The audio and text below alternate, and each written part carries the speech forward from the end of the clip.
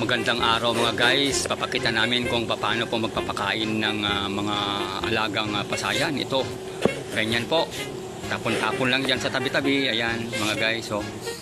Tapos dahil sobrang gutom guys, titikman na natin itong feeds kung masarap ba. Masarap din pala.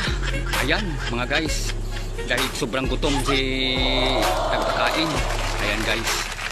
Ayan, ganito po ang paano mag-harvest guys ng mga pasayan guys. Tingnan nyo guys. Ayan po.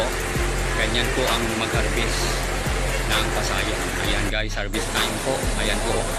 Napakalaki mga pasayan guys. Ayan. Tingnan nyo guys.